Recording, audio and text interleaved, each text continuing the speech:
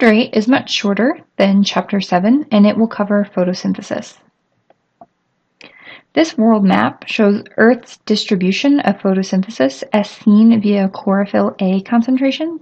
The chlorophyll concentration is evident thanks to the terrestrial plants. In the oceanic zones, it's a little bit different, and you see the increased concentration thanks to phytoplankton, who are also capable of undergoing photosynthesis. Photoautotrophs, including plants, algae, and cyanobacteria, synthesize organic compounds via photosynthesis using energy from the sun. Cyanobacteria and photoplanktic algae can grow in enormous areas of water, and sometimes they can actually completely cover the surface so you can't even see below the plants. In a deep sea vent, something called chemioautotrophs, such as thermophilic bacteria, capture energy from inorganic compounds that are floating around and turn them into organic compounds. The ecosystem surrounding these vents has an incredibly diverse array of animals like tube worms, crustaceans, octopi, and many others, and they're all deriving energy from those bacteria. The energy stored in carbohydrate molecules from photosynthesis passes through the food chain. The predator that eats the deer is going to receive a portion of their energy that they got from eating the grass, and something might eat that deer, and then we might eat that something. So energy passes up the chain, and everyone starts down at the plant level. Photosynthesis uses solar energy, carbon dioxide, and water to produce energy-storing carbohydrates. Oxygen is generated as a very wonderful waste product of photosynthesis. This image shows you a very basic depiction of the process and how everything is intertwined. This is the generalized photosynthesis equation. In photosynthesis, 6 carbon dioxide molecules and 6 water molecules react within the mesophyll cells of a plant to create sugar, C6H12O6, and 6 individual molecules of CO2. Technically speaking, what the plants are going to make are 2 3-carbon molecules known as GA3Ps, and they get turned into sugar, but this is the most basic picture, or the most basic version of this equation, and a good one to know. Photosynthesis takes place within chloroplasts. Like the mitochondria we've studied, they have an outer and inner membrane that are very important to the functioning of an electron transport chain. Within the chloroplast, there are stacks of thalcaloids called grana. The thalcaloid has a lumen, or an open space within the middle of them, that's quite important as well. Photosynthesis takes place in 2 stages. There are the light-dependent reactions and then the Calvin cycle reactions. Some people refer to as the Calvin cycle reactions as the light-independent reactions. Kind of a passé term is the dark reactions. You might see all 3 of those interchangeably used in this book or as you use other study materials, so just be aware that light-independent, Calvin cycle, and dark reactions are technically all referring to the exact same process. So here's a nice layout. Light is going to hit the outside of the chloroplast, which causes reactions in the individual thalcaloids. Water is brought in through the veins of the cells, and the light-dependent reactions lead to the creation of ATP and an electron carrier molecule called NADPH. ATP and NADPH feed into the Calvin cycle, which takes place in the stroma of the chloroplast, which is analogous to the cytoplasm in the normal cell. Within that stroma, CO2 is going to react with something called rubisco, and it is actually going to end up being made into sugar. You have to input a ton of energy, which is, again, what's coming from your light-dependent reactions. So if you use up all those energy molecules, you're going to send your electron carrier, now stripped and referred to as NAD+, and your ADP and your inorganic phosphate is going to head right back into the granum to be charged up again by the light-dependent reactions and sent back into the Calvin cycle for a circular, continuous process. Photoautotrophs are what we're going to be studying in this chapter. Photoautotrophs can capture light energy from the sun, converting it into chemical energy that's used to build food molecules. We start our conversations out with a little bit of physics, because when we look at all these processes, all the energy comes from the sun, and the energy from the sun travels in waves. It's actually a particle that travels on a wave. So there's a few terms to discuss. When we talk about the wavelengths of light, what we're referring to is the distance between two crests or two troughs. If you look at the wavy line that is the wave itself, the top of the line is the crest, so the bottom of the line is the trough. So the difference between those two locations gives you the wavelength. We study wavelengths because the sun emits energy in the form of electromagnetic radiation, and this radiation exists in different wavelengths. Each of them have their own kind of characteristic energy. All electromagnetic radiation, including visible light, is characterized by its wavelength. It's just kind of the nomenclature that we apply to it thanks to work in physics. So when we look at light, we know that the colors of visible light don't actually carry the same amount of energy. Violet light has the shortest wavelength and therefore it carries the most energy. It's an inverse relationship. Red light has the longest wavelength and therefore carries the least amount of energy. Plants can absorb most of these energy fields with the exception of green light, which bounces back off of them. That green light that's bouncing off is captured by your eye, and that's why we see plants as green. Chlorophyll A, chlorophyll B, and beta-carotene are the hydrophobic organic pigments that are actually found within the thylakoid membrane that are capable of capturing that energy and turning it into something usable. Chlorophyll A and chlorophyll B are identical with the exception of just a teeny tiny functional group. In the picture, you can see them marked by the little red boxes. That is actually responsible for the green color of leaves. In the case of beta-carotene, it's responsible for the orange color in carrots. Each pigment has its own unique absorption spectrum and can pick up different wavelengths of light for the plant. Plants that commonly grow in the shade have actually adapted to low levels of light by changing their relative concentration of their chlorophyll pigments. It allows our planet to be far more diverse and plants to be considerably more complex. Chlorophyll molecules use photosystems in order to capture light and harvest its energy. A photosystem is a light harvesting complex and a reaction center. Pigments in the light harvesting complex pass light energy onto two special chlorophyll A molecules in the reaction center. The light excites an electron from the chlorophyll A pair, which passes its excited electron onto a primary electron acceptor. The excited electron has to be replaced, though. In photosystem 2, the electron is actually replaced by one stolen from water, and this is how oxygen is created as a waste product. In photosystem 1, the electron actually just comes from the transport chain, as discussed previously. We'll learn more about these steps as we continue on. Alright, so let's take a closer look at that photosystem. In photosystem 2, there's a reaction center, and energy from the sunlight is used to extract electrons from water. The electrons travel through the chloroplast electron transport chain down to photosystem 1.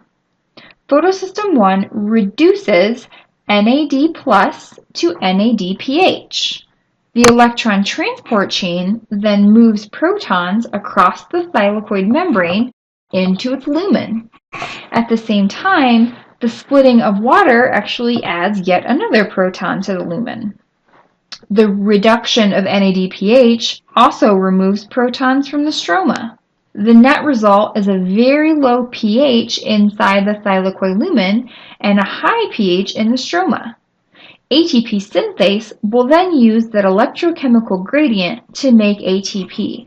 If this all sounds incredibly familiar, it's because this electron transport chain works very similarly to the one that you've already studied in cellular respiration.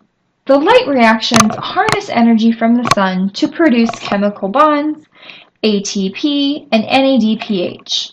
These energy-carrying molecules are made in the stroma where carbon fixation takes place. The Calvin cycle, or the light-independent reaction, has 3 stages.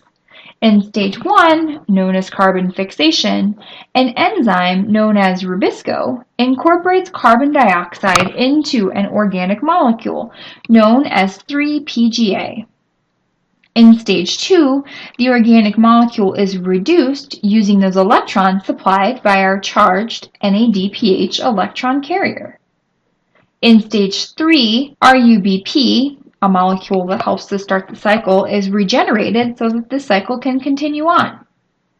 Only one carbon dioxide molecule is incorporated at a time, so the cycle must be completed 3 times to produce a single Ga3P molecule, and 6 times to produce a single 6-carbon glucose molecule. It takes a lot of turns to make the carbon cycle energetically effective, but that's purely because of evolutionary reasons.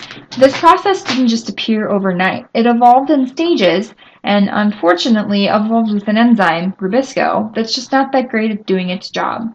However, because evolution doesn't create perfect organisms, we end up with this imperfect example of a process that could be a whole lot better. The harsh conditions of our deserts have led plants like these cacti to evolve variations of the light-independent reactions of photosynthesis. These variations increase efficiency of water usage, helping to conserve water and energy. Photosynthesis consumes carbon dioxide and produces oxygen. Aerobic respiration consumes oxygen and produces carbon dioxide. These two processes play an important role in the carbon cycle. Photosynthesis. It is not some kind of abstract scientific thing. You would be dead without plants and their magical, nay, scientific ability to convert sunlight, carbon dioxide, and water into glucose and pure, delicious oxygen. This happens exclusively through photosynthesis, a process that was developed 450 million years ago and actually rather sucks. It's complicated, inefficient, and confusing, but you are committed to having a better, deeper understanding of our world, or more probably you'd like to do well on your test, so let's delve.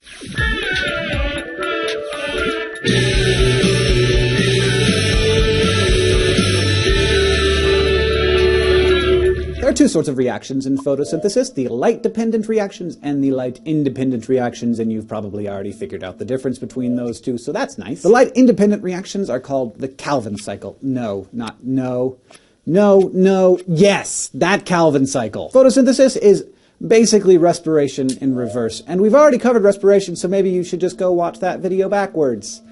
Or you could keep watching this one. Either way, I've already talked about what photosynthesis needs in order to work: water, carbon dioxide, and sunlight. So how do they get those things? First, water. Let's assume that we're talking about a vascular plant here. That's the kind of plant that has pipe-like tissues that conduct water, minerals, and other materials to different parts of the plant. These are like trees and grasses and flowering plants. In this case, the roots of the plants absorb the water and bring it to the leaves through tissues called xylem. Carbon dioxide gets in and oxygen gets out through tiny pores in the leaves called stomata. It's actually surprisingly important that plants keep oxygen levels low inside of their leaves for reasons that we will get into later. And finally, individual photons from the sun are absorbed in the plant by a pigment called chlorophyll. Alright, you remember plant cells? If not, you could go watch the video where we spend the whole time talking about plant cells. One thing that plant cells have that animal cells don't: plastids. And what is the most important plastid? The chloroplast, which is not, as it is sometimes portrayed, just a big fat sack of chlorophyll. It's got complicated internal structure. Now, the chlorophyll is stashed in membranous sacs called thylakoids,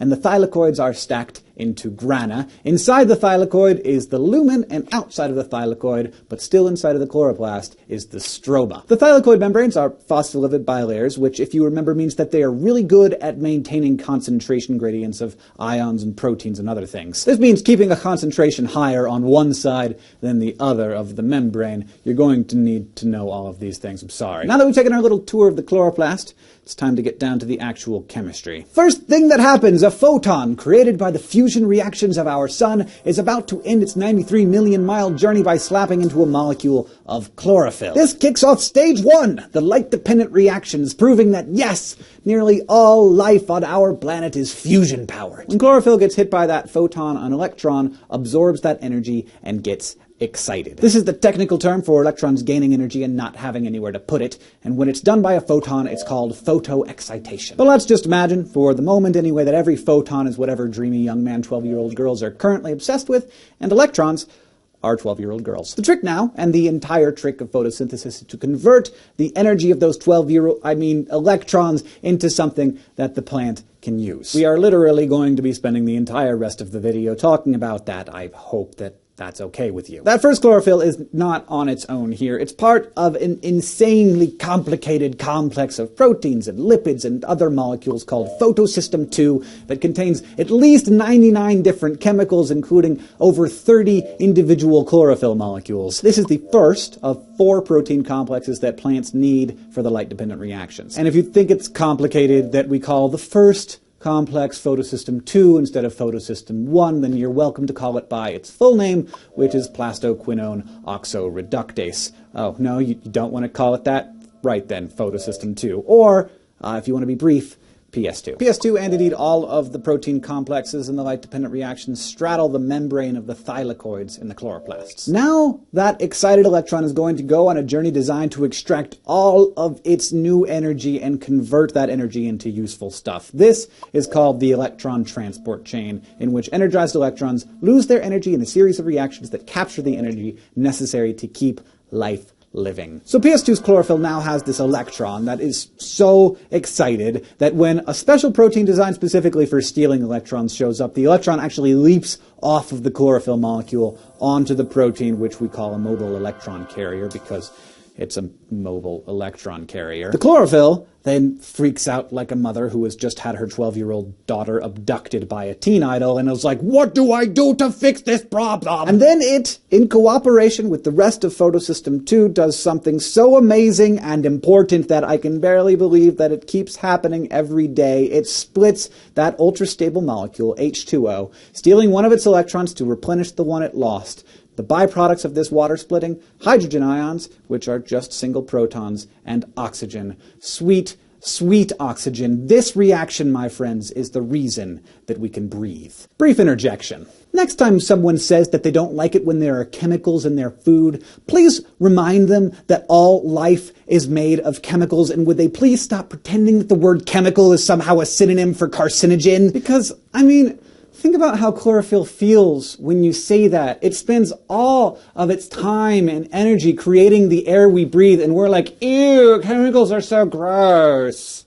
Now remember, all energized electrons from PS2 have been picked up by electron carriers and now are being transported to the second protein complex, the cytochrome complex. This little guy does 2 things. 1, it serves as an intermediary between PS2 and PS1, and 2, it uses a little bit of that energy from the electron to pump another proton into the thylakoid. So the thylakoid is starting to fill up with protons. We've created some by splitting water, and we moved one in using the cytochrome complex, but why are we doing this? Well, basically what we're doing is charging the thylakoid like a battery. By pumping the thylakoid full of protons, we're creating a concentration gradient. The protons then naturally want to get the heck away from each other, and so they push their way through an enzyme straddling the thylakoid membrane called ATP synthase. And that enzyme uses that energy to pack an inorganic phosphate onto ADP, making ATP the big daddy of cellular energy. All of this moving along the electron transport chain requires energy, and as you might expect, electrons are entering lower and lower energy states as we move along. This makes sense when you think about it. It's been a long while since those photons zapped us. We've been pumping hydrogen ions to create ATP.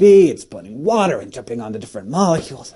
I'm tired just talking about it. Luckily, as 450 million years of evolution would have it, our electron is now about to get re-energized upon delivery to photosystem 1. So PS1 is a similar mix of proteins and chlorophyll molecules that we saw in PS2, but with some different products. After a couple of photons re-excite a couple of electrons, the electrons pop off and hitch a ride onto another electron carrier. This time, all of that energy will be used to help make NADPH, which, like ATP, exists solely to carry energy around. Here, yet another enzyme helps combine 2 electrons and 1 hydrogen ion with a little something called NADP+. As you may recall from our recent talk about respiration, there are these sort of distant cousins of B vitamins that are crucial to energy conversion. In photosynthesis, it's NADP+, and when it takes on those 2 electrons and 1 hydrogen ion, it becomes NADPH. So what we're left with now, after the light-dependent light-dependent reactions is chemical energy in the form of ATPs and NADPHs. And also, of course, we should not forget the most useful, useless byproduct in the history of useless byproducts,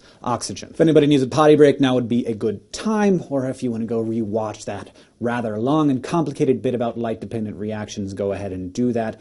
It's not simple, and it's not going to get any simpler from here. Because now we are moving along to the Calvin cycle. The Calvin cycle is sometimes called the dark reactions, which is kind of a misnomer because they generally don't occur in the dark. They occur in the day along with the rest of the reactions. But they don't require energy from photons, so it's more proper to say light-independent reactions. Or if you're feeling non-descriptive, just say stage 2. Stage 2 is all about using the energy from those ATPs and NADPHs that we created in stage 1 to produce something that's actually useful for the plant. The Calvin cycle begins in the stroma, or the empty space inside of the chloroplast, if you remember correctly, and this phase is called carbon fixation because, yeah, we're about to fix a CO2 molecule onto our starting point, ribulose bisphosphate, or RUBP, which is always around in the chloroplast because not only is it the starting point of the Calvin cycle, it's also the end point, which is why it's a cycle. CO2 is fixed to RUBP with the help of an enzyme called ribulose 1,5-bisphosphate carboxylase oxidase,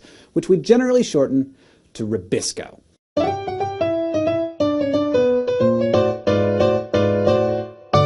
I'm in the chair again. Excellent. This time for a biography of Ribisco.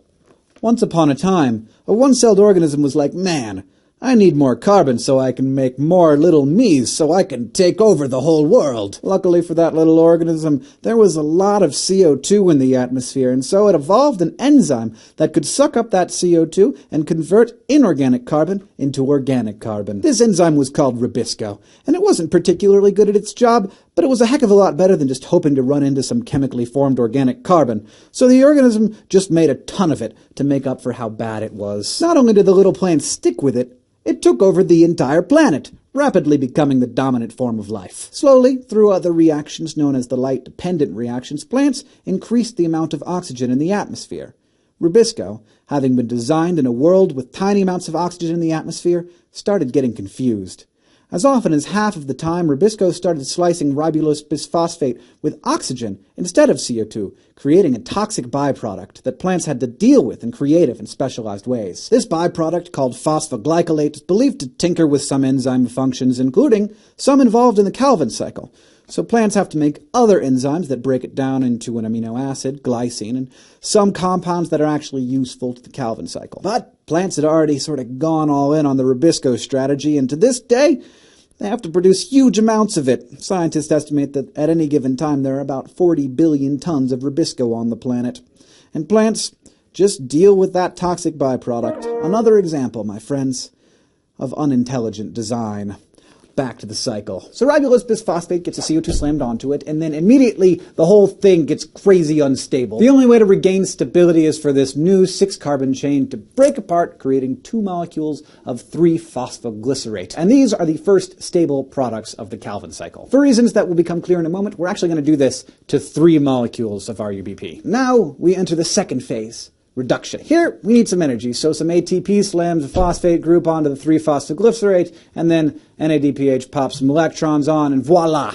We have 2 molecules of glyceraldehyde 3-phosphate, or G3P. This is a high-energy, 3-carbon compound that plants can convert into pretty much any carbohydrate, like glucose for short-term energy storage, cellulose for structure, starch for long-term storage. And because of this, G3P is considered the ultimate product of photosynthesis. However, unfortunately, this is not the end. We need 5 G3Ps to regenerate the 3 RUBPs that we started with. We also need 9 molecules of ATP and 6 molecules of an NADPH. So with all of these chemical reactions, all of this chemical energy, we can convert 3 RUBPs into 6 G3Ps, but only one of those G3Ps gets to leave the cycle. The other G3Ps, of course, being needed to regenerate the original 3 ribulose bisphosphates. That regeneration is the last phase of the Calvin cycle. And that is how plants turn sunlight, water, and carbon dioxide into every living thing you've ever talked to, played with, climbed on, loved, hated, or eaten. Not bad, plants. And I hope you understand if you don't. Not only do we have some selected references below that you can check out, but of course, you can go rewatch anything that you didn't get. And hopefully, upon review, will make a little bit more sense. Thank you for watching.